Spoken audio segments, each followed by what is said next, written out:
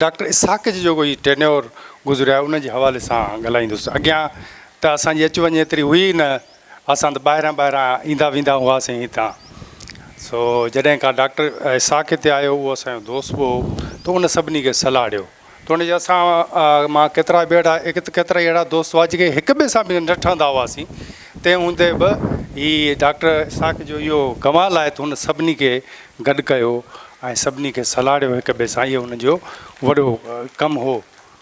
ऐं जॾहिं असां शुरू में आयासीं त पहिरियों प्रोग्राम में इतफ़ाक़ सां उहो असां जो ई थियो सिंधी ॿोली जी जागरता जे सिलसिले में मथे स्टूडियो में प्रोग्राम हो। जामी चांडियो हो, अमर सिंधू ऐं आऊं हुआसीं 3 ॼणा। पोइ असां जॾहिं उते वियासीं त उन वक़्त ताईं सूरत हाल इहा, हाणे त नथो चवां, पर जेका हिन माइक जी आहे अहिड़ी हुई। हीअ त हाणे बिजली जे करे ईअं पियो थिए, पर उते सिधो पहिरें प्रोग्राम माइक बि न हो। असां उहो प्रोग्राम बहरहाल थियो। उन खां पोइ आहिस्ते आहिस्ते तमामु घणियूं शयूं बहितर थियूं।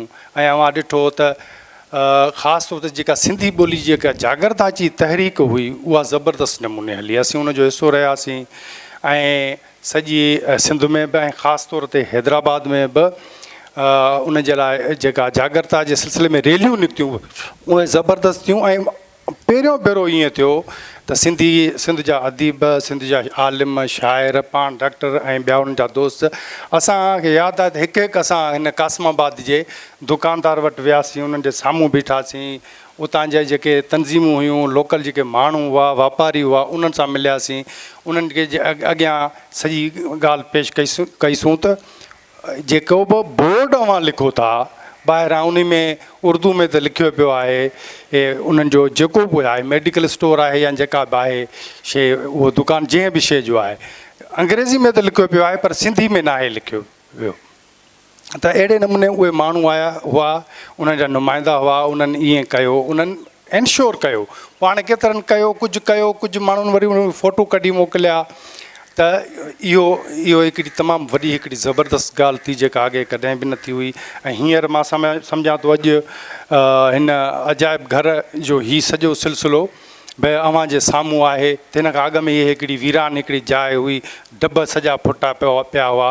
अॼु अव्हां कहिड़े ज़बरदस्त हिकिड़े माहौल में वेठा आहियो। त इहो बि डॉक्टर इसाक जे करे आहे। पर इन खां वधीक जेका ॻाल्हि थी उहा हुई असांजी सॼी इहा ख़्वाहिश त जीअं आर्ट्स काउंसिल वारा प्रोग्राम कंदा आहिनि त आलमी उर्दू कॉन्फ्रेंस हू कंदा आहिनि, तीअं आलमी सिंधी कॉन्फ्रेंस थिए।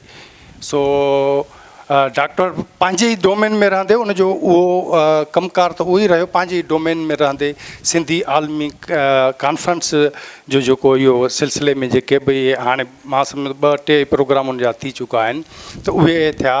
ऐं जेको इंसाइक्लोपीडिया जो कमु रुकिजी वियो हो, छो त इहो तमामु जुल्द केतिरा ई अची चुका हुआ, पर उहो सिलसिलो विच में कंहिं तरह रुकिजी वियो। इन में उहो हाणे जुल्द मां सम्झां थो थी सघे थो त उन जो महूरत थियणो आहे, अलाए न थियणो आहे, अॼु मूंखे ख़बर न आहे।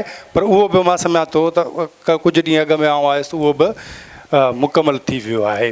सो अहिड़ी तरीक़े सां रुगो दोस्तनि खे ॻंढण ऐं उन्हनि जे नाहे कर। पर डॉक्टर इसाक में हिकिड़ी जेका सभ खां बहितर ॻाल्हि आहे उहा इहा आहे त उन न सिर्फ़ु माण्हुनि खे इंगेज कयो आहे, पर उनखे सभिनी खे पंहिंजे हिसाब सां त केरु कहिड़ो कमु करे सघे थो, कीअं करे सघे थो, उन्हनि खां पंहिंजे ई तरीक़े जो कमु वरितो आहे।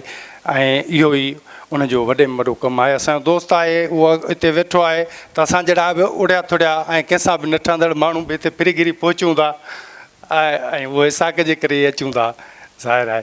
सो मूंखे त तमामु घणी ख़ुशी पई थिए ऐं अहिड़ो ज़बरदस्त माहौल ऐं हीअ जेके मोहनजोदड़े जी ॿोली ऐं हीअ अवां पोयां हिकिड़ी बोर्ड ॾिसो था, इन खां वधीक ॿी ॿोली जी ख़िदमत कहिड़ी थींदी। ऐं सम्झां थो डॉक्टर इसाक जे दौर में जेको कमु थियो आहे, अॻे बि असां ॾिठा हिकिड़ा माण्हू ईंदा हुआ, सूफ़ खाईंदा हुआ, हिते वेही बादाम जाम खाईंदा हुआ, त उहे बि ॾिठा। पर ही माण्हू बि ॾिठा जेके कमु करण वारा हुआ, जेके हड़ा वड़ा ख़र्च वारा, पंहिंजो सभु कुझु ॾींदड़। महिरबानी।